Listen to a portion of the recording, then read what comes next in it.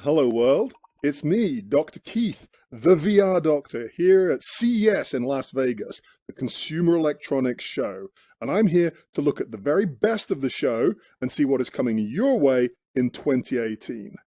How are we going to do that? Well, we're going to have a look at 4 or 5 of the really big pieces of news for this year and ask the question, what does this mean for clinical virtual reality?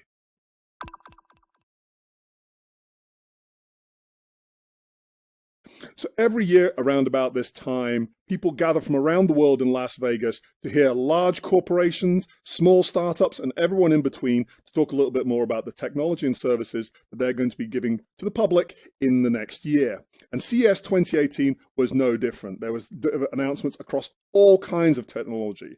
But of course, I'm interested in the virtual reality side of things, and specifically clinical virtual reality. Now, while CES had a digital health track, I believe that there wasn't much in the way of clinical VR there. So what I'm going to do is I'm going to look at some of the consumer offerings and then think a little bit about how this might impact on clinical virtual reality.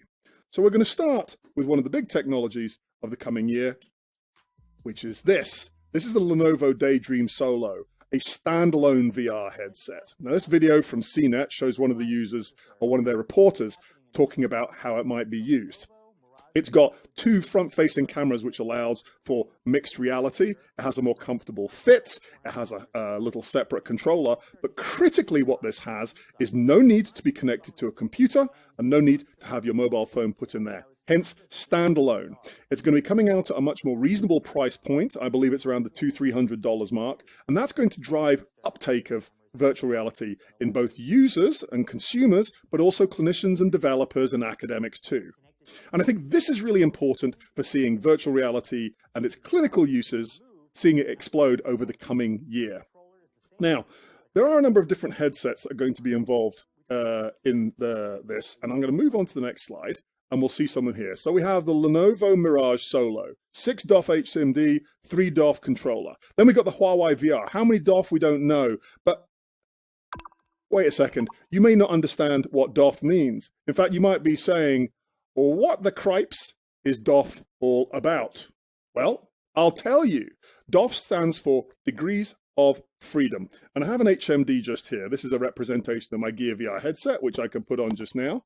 And I can show you a little bit about all the different movements. So 3 degrees of freedom is something that you'll get inside the Gear VR. And what that means is that it captures the movements around a point. So if I'm sitting in one place, so that would be pitch, yaw, and rotation. So pitch, yaw, rotation. Those are the 3 areas or the 3 degrees of freedom that you might have using a standard headset. And I'm going to bring out a pen and describe this for you in a little bit more detail. So what do we have here? We have pitch, yaw, and roll. Just like that. So 3 degrees of freedom. And I'll put this aside for the moment. Now, what else do you have? Well, then you've got the 6 degrees of freedom. So if I put this back on, we'll demonstrate what that means. 6 degrees of freedom, other than these 3 degrees that I've just shown you just now, also include movement in 3-dimensional space. So up, down, left, right, in and out, or the X, Y, and Z axis.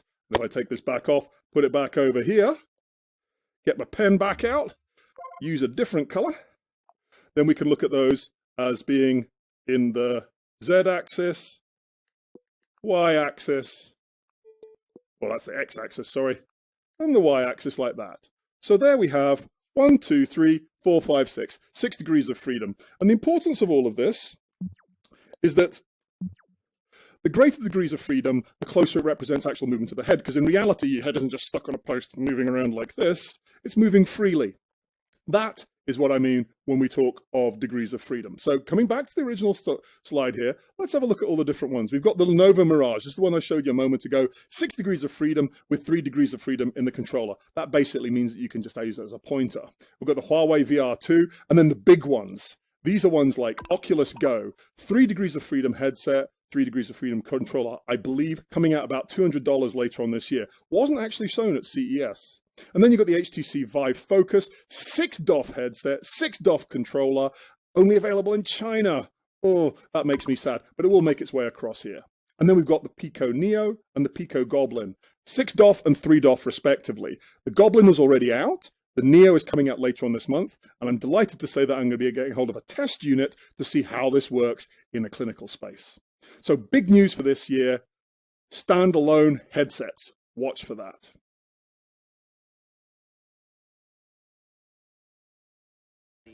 Next up, we have Lucid. Now, what is Lucid, you're saying? Well, here's a gentleman to come and tell you about Lucid. Lucid is an HMD into which you put your phone as a headset. So far, so normal. But the important point that he's trying to make here is that what's happening inside here and what's happening with a person's eyes is not clear. So what does Lucid do? They provide a head-mounted display that helps correct those things. Why would you want to do that? We'll come on to that in a moment. What does it have on the inside? Well, on the inside of the strap, as you'll see on the video here just now, it's got sensors at the top which measure brain activity through an EEG and eye tracking. So I'm going to pause this for a second and we'll see a little bit more about that. So why would you want to have gaze tracking? Why would you want to have an EEG or an electroencephalogram? Well, they're marketing this for neuromarketing. The idea is that people will wear this and it'll be able to see what their interaction with advertising and the like might be, and also be able to pick up a person's emotional state from a 6-channel EEG, which is in there. So this diagram shows in the background, it's got some images on gaze tracking, which has the movement of the eyes and the size of the pupils and so on. And the EEG, a 6-channel EEG on the right. So what is the clinical significance of this? Well, let's break them down into the two parts. First part, we have EEG, electroencephalogram.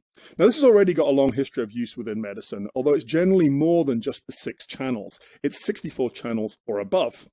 And doctors and academics use this to monitor clinical conditions such as epilepsy, neurological disease, monitoring the level of consciousness in anesthesia, and in sleep studies as well. It basically monitors brain activity, and even in high numbers of channels, it's a sort of summary of what's going on. And so to say that it measures a person's emotional state is maybe a little bit of a leap. But it's going to be useful in patients maybe using an application for relaxation purposes. You'll be able to check the level of brain arousal or awareness and then tailor the activity there. So you might get some slightly more fine-tuned applications there in the first instance. And then beyond that, you have gaze tracking. Now, once again, where would you use this in healthcare? Gaze tracking is already used from a diagnostic point of view in a number of different ways. For a start, it can be used to diagnose eye movement disorders. That would make sense. But it can also be used for the early detection and progress reporting on concussion, the head injuries and subtle brain injuries that people experience in contact sports, for example. Gaze tracking can also be used for the early detection of autism. Now, you may wonder why that might be the case. Well, if you look at young children who have autism, we know that their gaze tracking, what they look at in terms of the outside world, doesn't follow facial features as compared to neurotypical or non-autistic individuals as well. So the thought here is that you might be able to use gaze tracking in something like this to help identify people with the early features of autism and help put into place things that might help with their development at that particular point. Gaze tracking is also very, very useful for people with high paralyses. Those are people who can't move their limbs, but can still retain the use of their eye. Now, there's already expensive devices to do this, but maybe this is a simpler way. Maybe this is a cheaper way of being able to monitor a person's gaze and allow them to interact with a virtual world, but also the real world as well. I mean, that's nice, and it's also a useful thing because it may come in more cheaply than professional grade eye tracking. And then the final part that this could be used for is looking at education and training. And one example of that might be when a person is being trained how to look at a user interface. Let's say it's a nurse looking at clinical screens about patient observations. When a novice starts out, their gaze is all over the place. They're looking at all sorts of different areas. And as they get trained and they understand which are the important parts, their gaze falls naturally or focuses on those areas of most importance. So maybe you could use gaze tracking as a way of gauging a person's movement from one stage of being a novice to being an expert user as well. So Lucid was very, very interesting, and I'm not so sure about their claims about being able to read brain waves and emotions. I actually prefer to rely on something like MTech and the work of Charles and Duca. And they're very worthwhile looking at because they deal with the really, really effective way of dealing and understanding what's happening inside a person's brain. And that is looking at their face. Yes, the facial expressions, the smiles, and the shock, and the laughter, and the fear. Yes, by measuring facial movements, such as with the MTech device, they'll be able to translate this not only for for use within social VR for more realistic avatars, but within healthcare to help deal with facial paralysis and retraining, and also for those people with high paralyses as a form of controls. So this piece of technology, I think, has a lot of promise in the future alongside things like MTech.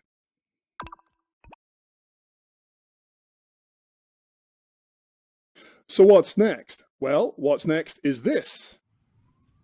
A dark alley, a man walking along it in a hooded top, something slightly scary and worrying. What is this person up to? He finds a VR cube.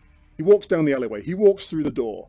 And this, yes, I know, and it goes on and on. This is a piece of marketing footage for something called Black Box VR.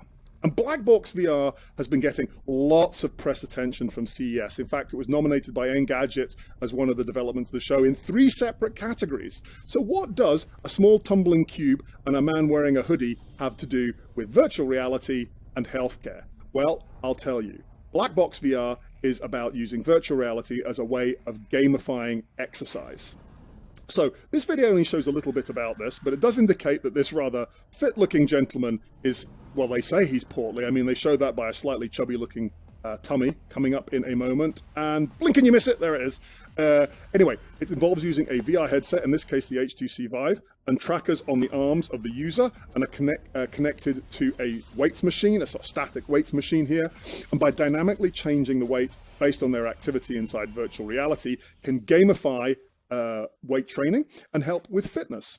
Now, as I understand it, this was based on the work or the experience of VR by some of the founders who found they lost a significant amount of weight just by playing in games in virtual reality. So they've taken to its logical conclusion, and this is the VR Health Institute. Oh yes, men and women can benefit from this as well. Of course they can. So, Black Box VR. You can find a little bit more about them here.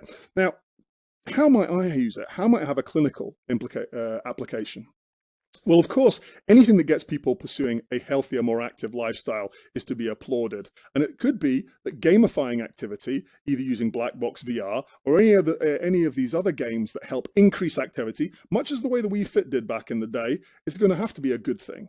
Well, you have to also look at some of the risks. First thing that I thought when I saw this was, my goodness, how much sweat is going to collect inside that HMD? So they're going to have to work a little bit about that. I'm also worried a little bit about whether people are going to overtrain. I would like to make sure that there was a limited risk of injury or overtraining at this particular point. But it's very, very interesting. And I really, really like to see people doing something interesting and innovative with virtual reality. So watch the space on that one.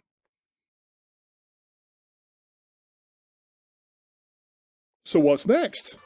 Well, what we have next is yet more thumping music, but this is the Tesla suit. Hi, have you heard of the Tesla suit? Yes, I have heard of the Tesla suit. That's why I'm telling you about it. The Tesla suit is an all-in-one bodysuit that measures movement and also causes muscle stimulation and temperature changes. So it can not only sense where you are, but it can give you a punch back as well. And of course, they're marketing this in the first instance for gaming and entertainment. A lot of VR developments happen in this particular area, but I'm interested in what does this mean clinically. So, whole body capture, haptics, the ability to deliver sensation back the way, and the temperature as well. The first thing that I think is that this will just increase the sense of embodiment inside virtual reality, and that will help us deliver a more immersive experience and maybe get better efficacy on some of the existing treatments for mental health disorders and anxiety and pain and the like. If a person feels that they're more in the virtual world as opposed to the real world, then you may get greater benefit. But there is a specific use that you could use something like this for, and this comes down to occupational and physical therapy. If you manage to capture a person's entirety of movement in here, instead of just handsets, which is what I'm using just here in an HMD, you'll be able to more closely map what that person is doing and compare it to their idealized movement if they're, say, recovering from a stroke or if they're recovering from another injury. And then we move on to the final part of the piece. And that is the bit that I like the most, because more thumping music, yes, this is the HTC Vive Pro. And the HTC Vive Pro is an upgrade to the existing HTC Vive. And you can see it running in the background here. It's got an uprated display with a higher resolution, 2 front-facing cameras to allow for mixed reality as well. It's got a greater balance between the front and the rear of it, and the center of gravity means it's less fatiguing when worn in the over long periods of time. And it has new headphones as well, with spatial sound, uprating the audio experience. So important for people when they're working within virtual reality as well. So this is great, and of course it's great for gamers, which is exactly why they show things like Fallout, and they show things like Doom, which is coming up next. Yes, this is you coming out of a, well, scary enough, yeah, there's a demon. There's a big demon there in the background. So Doom for gaming, and then also floating around in space and repairing satellites. All great fun, I'm sure you will agree, and in a higher resolution, even more immersive than you might have seen before. So I'm very much looking forward to this. But the question, of course, is what is the clinical use of this? Now, I believe that as you get improved displays, as you get improved mixed reality and better spatial audio, you will hopefully be able to reduce some of the simulator sickness that some people have. I think if it's able to be worn for longer periods of time, then you might get a more comfortable experience of patients as they're in there as well. But one of the things that you didn't see on this that is really important is that it is wireless. Yes, at the moment, I'm going to hold this. I've got a cable which pulls my head and can get tangled up. This has a wireless adapter. You can't see on that package just there. There is another one called TP-Cast as well. And this will cut the cable from the HMD to the desktop. And it's going to make things much, much easier for people to move around. It's going to make there less tangling and tripping hazard. And combined with the increased area that you're going to be able to operate across, you're going to be able to have a 10 meter by 10 meter space, which is going to make it even more accessible for multiple people sharing a social VR space, and also for physical therapy, occupational therapy, and the like. So very exciting for entertainment and gaming, but also exciting from the point of view of clinical use.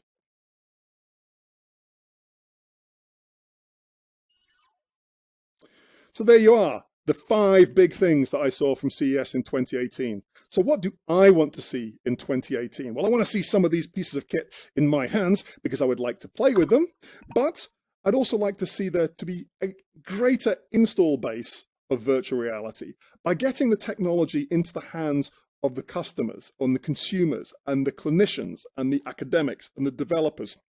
Everyone, you get everyone's unique vision of what is going to be possible with VR.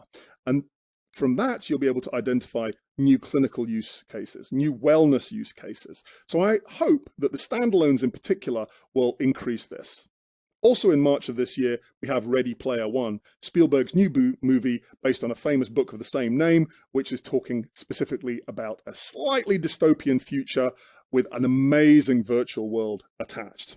So you can look out for that coming up in the coming year. I'd like to see some more interactions between people here as well. And so this is why I formed Virtual Reality VR Doctors. This is why I'm trying to bring together clinicians and academics and patients and developers to talk a little bit more about their experience of using VR. But crucially, what we're going to have to do is we're going to have to contribute towards a safer practice in clinical VR, building the evidence base. Now, there is already a very significant evidence base of 30 odd years of using virtual reality effectively in clinical scenarios. It's our responsibility to try and contribute towards that too, and find a way that we can use virtual reality effectively, safely, and in a cost-effective manner in healthcare, something that I'm trying to do in my own practice in the UK. And finally, I just want to hear people interacting a little bit more. I'd like you to let me know what interests you about virtual reality, particularly clinical virtual reality, so we can explore it a little bit further. But for now, it's thank you very, very much from me for watching this slightly extended episode of VR Doctors. My name is Dr. Keith Grimes. I am the VR Doctor, and you can follow me on Twitter at Keith Grimes or at the VR Doctor. And if you'd like to see this or any of the other videos or any of my other blog posts or talks that I've given, you can go to www.drgrimes.co.uk. And then finally, I've been going on about it enough, but if you want to join us on VR Doctors, doesn't have to be a VR conversation, doesn't have to be a doctor, having the conversation, please do join us. It's here, and we'll see you there. So for now, I'm going to pop the headset back on and pop back into virtual reality, inside virtual reality, to take things a little bit meta as I go. So it's goodbye, and I'll see you next time. That is quite astonishing. Cheerio.